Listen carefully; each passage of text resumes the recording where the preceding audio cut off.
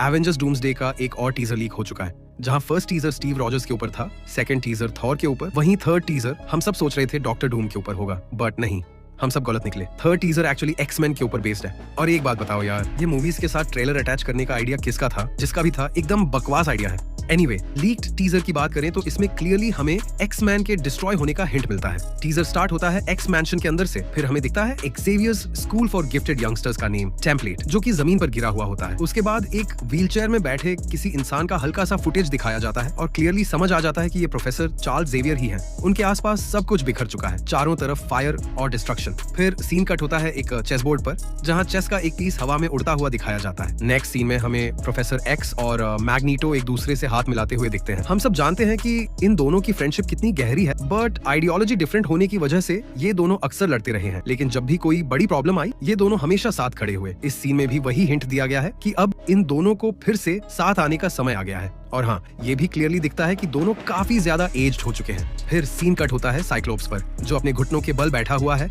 और चारों तरफ सब कुछ डिस्ट्रॉयड पड़ा है। साइक्लोप्स बिल्कुल कॉमिक एक्चुरेट सूट में है और देखकर लगता है जैसे उसने अपना सब कुछ खो दिया हो। उसके चेहरे पर गुस्सा, फ्रस्ट्रेशन और लॉस क्लियरली दिख रहा है और अचानक वह अपनी ऑप्टिक ब्लास्ट को फुल पोटेंशियल पर अनलीश कर देता है। उसके बैकग्राउंड में हमें दिखता है एक जायंट रोबोट का पैर, जो देखकर ऑलमोस्ट कंफर्म हो जाता है कि ये सेंटिनल्स हैं, वही सेंटिनल्स जो म्यूटेंट्स को डिटेक्ट करके उन्हें मारने के लिए बनाए गए थे। फिर स्क्रीन कट होती है और टेक्स्ट आता है, the X Men will return in Avengers doomsday, और लास्ट में वही डूम्सडे काउंटडाउन क्लॉक दिखाया जाता है। तो हाँ, ये था पूरा लीक्ड टीजर।